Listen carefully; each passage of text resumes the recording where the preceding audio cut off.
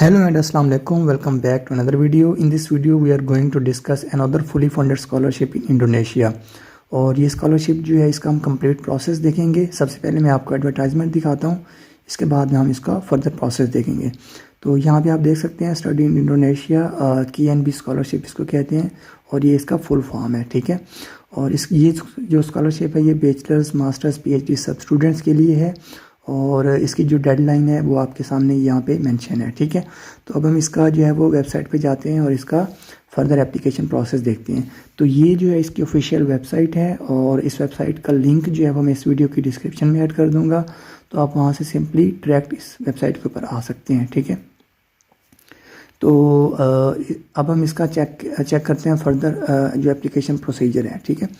तो इसके अंदर जो है प्रोसीजर इसका ये है कि आपने सबसे पहले जो है वो डाउनलोड कर लेना है scholarship KNB scholarship offering letter, ठीक है। उसमें आपको डिटेल्स बता दी जाएंगे कि क्या कौन सा इसके एलिजिबल है और फर्दर प्रोसेस, ठीक है।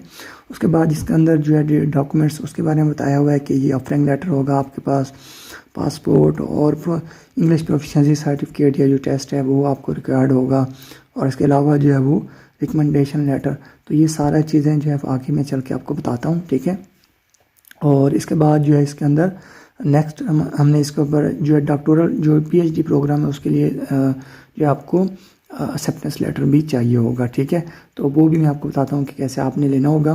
तो ये इसकी सिंपल सी जो है वो रिक्वायरमेंट्स और जो प्रोसीजर है ये है इसका, ठीक है। उसके बाद नेक्स्ट हमारे पास है कि जो इसका जो है वो ऑनलाइन एप्लीकेशन आपने फिल आउट करनी है, ठीक है। और उसके बाद जो इसका सिलेक्शन प्रोसेस होगा और जो भी उनका क्राइटेरिया होगा, ठीक है। तो ये थे इसके सिंपल सी। उसके बाद ये है यहाँ पे डाउनलोड KNB स्कॉलरशिप गाइड। यहाँ पे आपको इस स्कॉलरशिप के रिलेटेड फर्दर अगर इन्फॉर्मेशन चाहिए तो इसको आप सिंपली डाउनलोड करके इसके बारे में मज़ीद पढ़ सकते हैं। जो मैंने डाउनलोड की हुई है तो मैं आपको दिखा देता हूँ। तो ये इस तरह से आपके पास ओपन होगा और यहाँ पे आप इसके बारे में फर्दर जो है वो फुली डिटेल्स के अंदर इस स्कॉलरशिप के ऊपर आप देख सकते हैं, ठीक है। इसका सारा कि किस तरह से अप्लाई होना है, क्या स्केजल होना है, क्या इसके अंदर बेनिफिट्स होंगे, ईच एंड एवरीथिंग, ठीक है। तो मैं आपको नीचे स्क्रॉल डाउन करके जो इसकी मेन बातें हैं वो आपको बता भी देता हूँ, फर्दर आप इसको पढ़ भी सकते हैं। तो यहाँ पे देखें जिस तरह सपोज ये कि how many number of scholarships, तो बैचलर के लिए 30 हैं, मास्टर्स के लिए 162 हैं, डॉक्टरल जो है वो 30 हैं। इसी तरह इसके बारे में अगर हम इसको फर्दर स्क्रॉल डाउन करें तो यहाँ पे हम इसका जो है वो ये देखते हैं कि इसके अंदर स्कॉलरशिप कवरेज कितनी है, ठीक है। तो ये क्योंकि इंपॉर्टेंट चीज़ है और मोस्ट स्टूडेंट्स इस चीज़ को देखते हैं, तो हम ये देख लेते हैं। इसके अंदर जो है ये क्योंकि फुली फंडेड स्कॉलरशिप है, सेटलमेंट अलाउंस दिया जाएगा, ट्यूशन फीस दी जाएगी, ठीक है। और इसके अलावा फर्दर इसमें मंथली स्टाइपेंड होगा और जो है वो इसमें बुक अलाउंस होगा और हेल्थ इंश्योरेंस होगी। अगर आप कोई आर्टिकल पब्लिश करते हैं तो उसको भी फंड करेंगे। तो मीन्स ये इसमें एयर टिकट भी है, मीन्स इसमें जो है वो ईच एंड एवरीथिंग वो प्रोवाइड कर रहे हैं। तो इसमें इसके ये फुली फंडेड स्कॉलरशिप है, ठीक है। और यहाँ पे अगर हम देखें तो इसका ड्यूरेशन जो है तो PhD लेवल जो डिग्री है उसके लिए इसका ड्यूरेशन जो है वो तकरीबन 4 ईयर है, ठीक है। और जो मास्टर्स डिग्री है मीन्स जो MPhil लेवल की है तो उसके लिए इसका जो है वो 2 ईयर प्रोग्राम है और बैचलर के लिए अगेन ये 4 ईयर प्रोग्राम है। तो ये इसका ड्यूरेशन के हवाले से है, ठीक है। तो बाकी ये इसकी जो मेन इंपॉर्टेंट चीज़ें थी वो मैंने आपको बता दी हैं। रिक्वायरमेंट्स हमने पहले ऑलरेडी देख ली हैं, फर्दर आप इसमें देखना चाहें तो डिटेल के साथ भी देख सकते हैं, ठीक है। और मैं आगे चल के आपको जब अप्लाई करता हूँ इसके ऊपर तो उधर भी मैं आपको बता दूंगा, ठीक है। तो ऐसा इसमें कोई चीज़ें ऐसी मुश्किल चीज़ नहीं है, ठीक है। तो फर्दर इसको आप स्क्रॉल डाउन करके अगर देखना चाहें तो आप इसको कम्प्लीटली रीड आउट कर सकते हैं। तो अब हम चलते हैं इसकी एप्लीकेशन प्रोसेस के ऊपर, ठीक है। तो उसके बाद ये यहाँ पे देखें इंपॉर्टेंट चीज़ है कि get Indonesian embassy recommendation letter. तो ये हमें लाजमी चाहिए होगा, इसलिए मैं आपको ये ओपन करके दिखाता हूँ कैसे आपने लेना है, ठीक है। तो आपने यहाँ पे इसके ऊपर क्लिक कर देना है और ये जब ओपन होगा तो यहाँ पे हमने इसके ऊपर आप जिस कंट्री से कर रहे हैं, फॉर एग्जांपल आप इंडिया से कर रहे हैं, पाकिस्तान से कर रहे हैं, बांग्लादेश से, जिस भी कंट्री से आप कर रहे हैं तो आपने उस कंट्री का नाम यहाँ पे इंटर करना है, ठीक है। तो मैं आपको यहाँ पे इंटर करके दिखाता हूँ, ठीक है। इसको मैं क्लोज़ कर लूँ। अच्छा, तो यहाँ पे आपने नाम इंटर करना है तो मैं इसको यहाँ पे ओपन करके, फॉर एग्जाम्पल मैं पाकिस्तान लिख रहा हूँ, तो इसको मैं यहाँ पे इंटर करूँगा और इंटर करने के बाद मैं सर्च के ऊपर क्लिक करूँगा तो ये हमें सर्च करके दे देगा। ठीक है, तो यहाँ पे हमारी जो एम्बेसी होगी वहाँ पे उसकी डिटेल्स आ जाएंगी। ठीक है, उसका एड्रेस आ जाएगा। तो हम एम्बेसी में फ़िज़िकली भी जाके हम उनसे कह सकते हैं कि हम KNB स्कॉलरशिप के लिए अप्लाई करना चाहते हैं, तो आप हमें रिकमेंडेशन लेटर दें, तो वो हमें बना देंगे। अदरवाइज़ आप इनको ईमेल करके अपनी डिटेल्स भेज दें और यहाँ पे ईमेल में बॉडी लिख दें कि मैं KNB स्कॉलरशिप के लिए अप्लाई करना चाहता हूँ और उसके लिए ये रिक्वायरमेंट है, तो वो आपको ईमेल पे भी इसका रिकमेंडेशन लेटर दे देंगे। तो अब हम चलते हैं वापस, और उसके बाद नीचे जो है वो KNB स्कॉलरशिप जो है ऑफ़र लेटर। ठीक है, तो अब मैं ये आपको ओपन करके दिखा देता हूँ।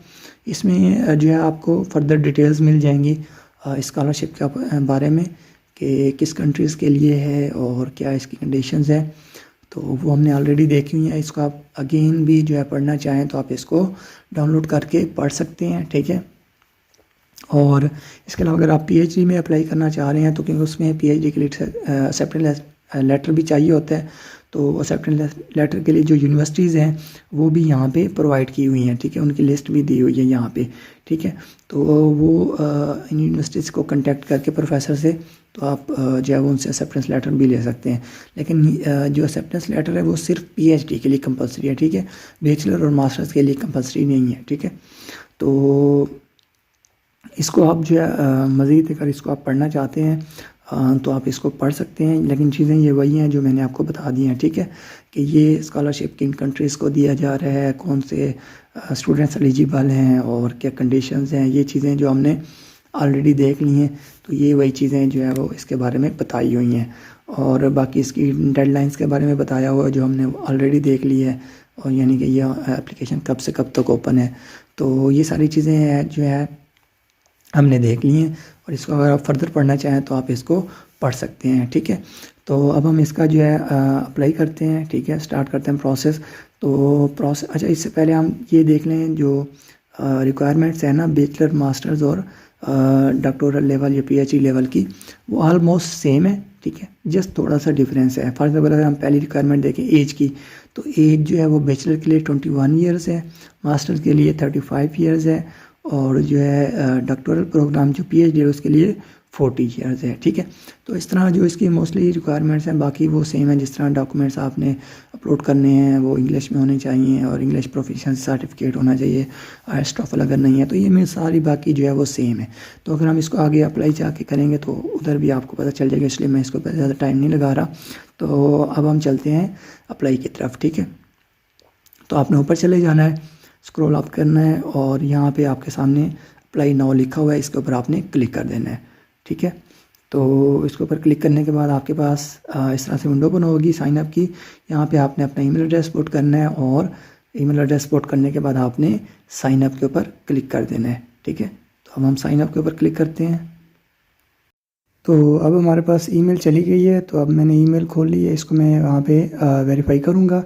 ठीक है, तो आपने अपना ईमेल खोलना है, उसके बाद उसको वेरीफाई करना है। ठीक है, तो यहाँ पे इसको वेरीफाई एंड कंटिन्यू पे क्लिक करेंगे तो यहाँ पे ये वेरीफाई हो जाएगा। और यहाँ पे आपने first name, last name, password select करना है। ठीक है, उसके बाद आपका अकाउंट सेटअप क्रिएट हो जाएगा। तो यहाँ पे मैं इसको टाइप कर देता हूँ।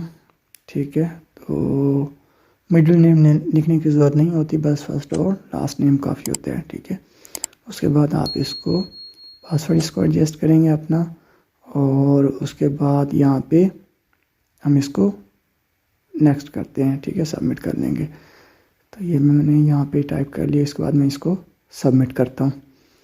तो जब इसको सबमिट करेंगे तो इसके बाद जो है वो हमारे पास ये अकाउंट क्रिएट हो जाएगा। तो मैं आपको दिखाता हूँ आगे। अभी ये हो गया। ठीक है, तो यहाँ पे आपने देखे ये सक्सेसफुली क्रिएट हो गया है।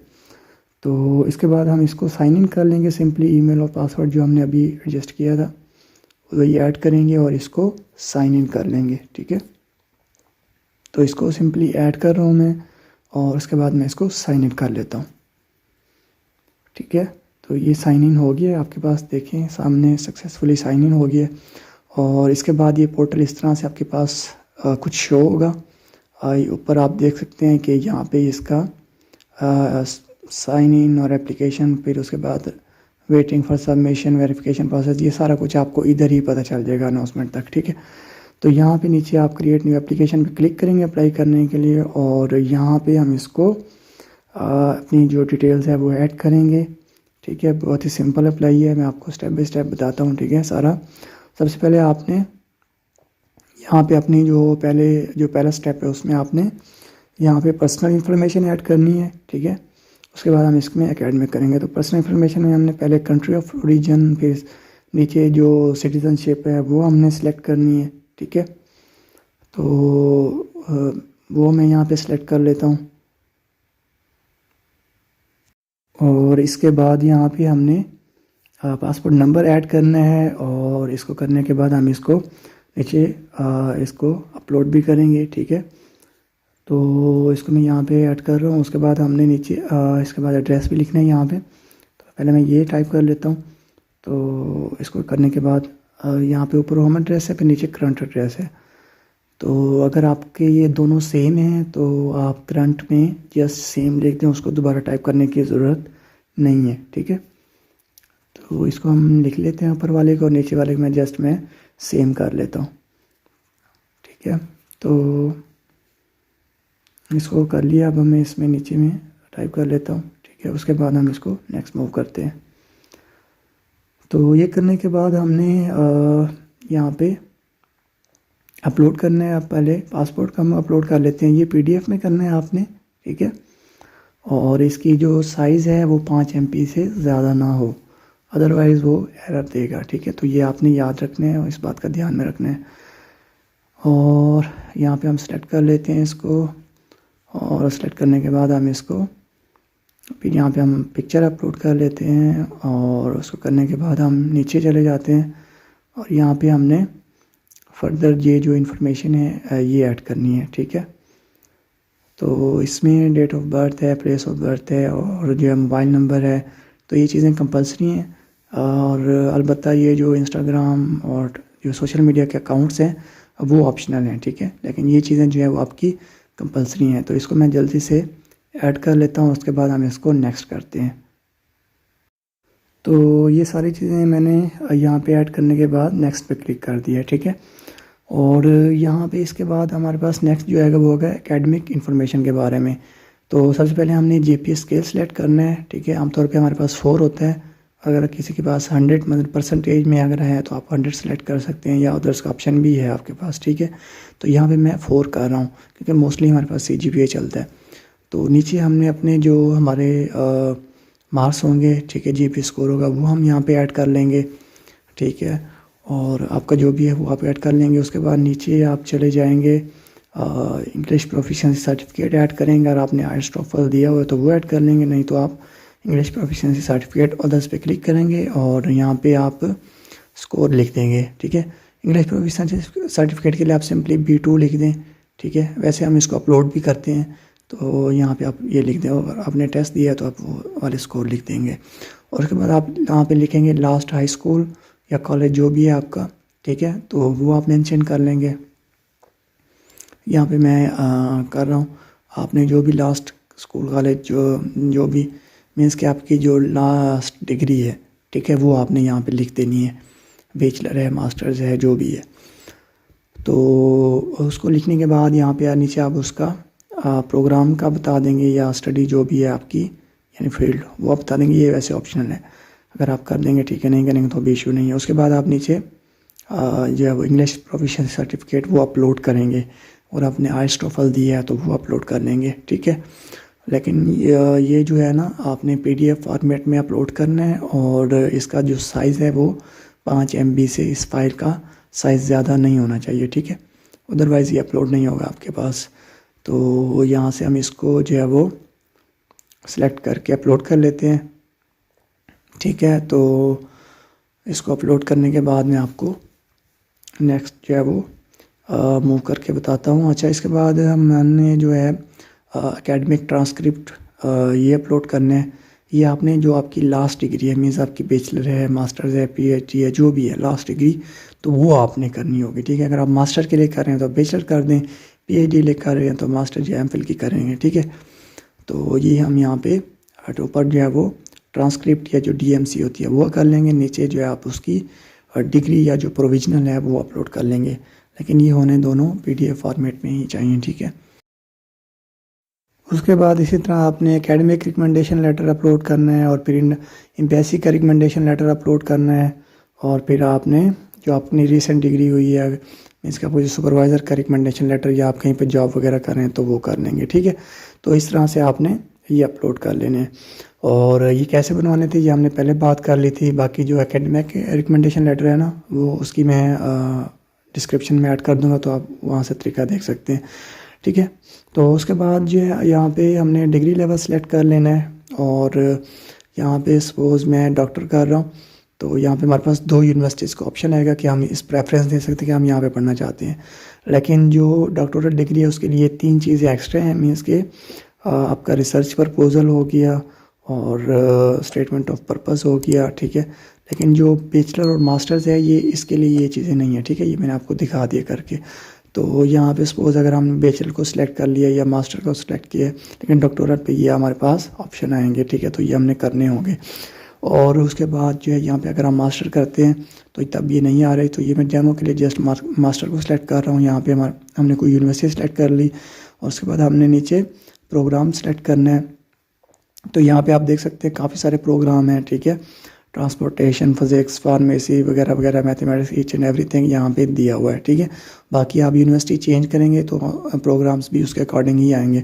तो आप यहाँ पे चेक कर सकते हैं यूनिवर्सिटीज़, और उसके मुताबिक जहाँ पे आपका प्रोग्राम हो और जो यूनिवर्सिटी आपको अच्छी लग रही हो तो उसको आप यहाँ पे प्रेफरेंस दे सकते हैं। 2 यूनिवर्सिटीज़ को आप सेलेक्ट कर सकते हैं, 2 प्रोग्राम्स को आप सेलेक्ट कर सकते हैं, ठीक है।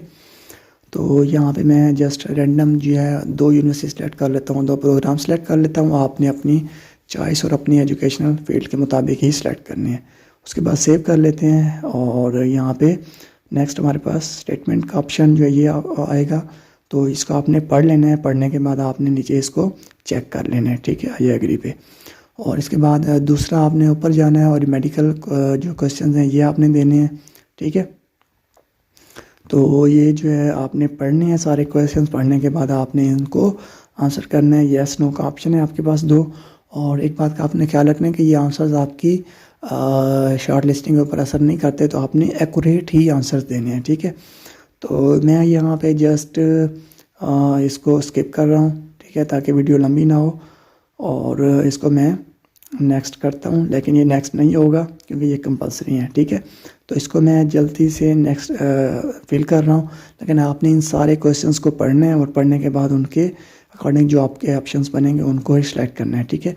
अगेन मैं बता रहा हूँ कि आपकी जो एप्लीकेशन है उसके ऊपर इनका कोई इफेक्ट नहीं आएगा, लेकिन आपने ये टू बी ऑनेस्ट आपने बिल्कुल राइट आंसर्स ये बताने हैं। उसके बाद आपने नेक्स्ट कर देना है, और नेक्स्ट करने के बाद आपने यहाँ पे सिग्नेचर करनी है।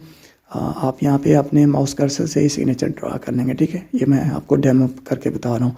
अगर आपसे सही नहीं ड्रा हुआ तो आप क्लियर एंड ड्रा अगेन पे क्लिक करेंगे, आप दोबारा इस पर कर सकते हैं, ठीक है। उसके बाद आपने यहाँ पे सबमिट पे आके क्लिक कर देना है और आपकी एप्लीकेशन सबमिट हो जाएगी। तो ये था सारा KNB स्कॉलरशिप का एप्लीकेशन प्रोसेस। तो अच्छा, यहाँ पे मैं एक चीज़ आपको और दिखा देता हूँ कि स्कॉलरशिप का जो टाइम पीरियड है, मीन्स कितना टाइम लेगा इस स्कॉलरशिप अप्लाई करने से लेके आपके जो स्कॉलरशिप के अवार्ड तक और क्लासेस के स्टार्ट होने तक जो एक टाइम टेबल होता है, यहाँ पे स्केड्यूल में दिखा देता हूँ। बाकी ये जो गाइडलाइंस है आप खुद भी देख सकते हैं, ये जो मैंने आपको बता दिया था, लेकिन ये इंपॉर्टेंट है तो मैं आपको दिखा देता हूँ।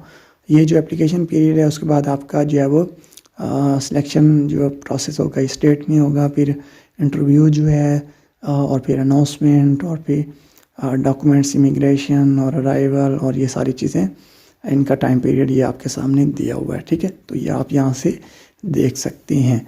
बाकी आपकी जो शॉर्ट लिस्टिंग होगी और जो अनाउंसमेंट होगी वो आपको आपके इसी पोर्टल के ऊपर जहाँ पे हमने अभी अप्लाई किया था वहाँ पे भी आपको बता देंगे, और ईमेल से भी आपको बता दिया जाता है। तो ये था सारा इसका एप्लीकेशन प्रोसेस KNB स्कॉलरशिप के बारे में। उम्मीद है कि आज की वीडियो आपके लिए हेल्पफुल रही होगी, और अगर आपको वीडियो पसंद आई है तो आप इसको लाइक, कमेंट और शेयर कर दीजिए अपने फ्रेंड्स एंड फैमिली सर्कल में, ताकि वो भी इससे फ़ायदा उठाएं। और अगर आप चैनल पर नए आए हैं तो इसको सब्सक्राइब कर लीजिए। मिलते हैं नेक्स्ट वीडियो में, तब तक के लिए इजाज़त दीजिए। टेक केयर, अल्लाह हाफिज़।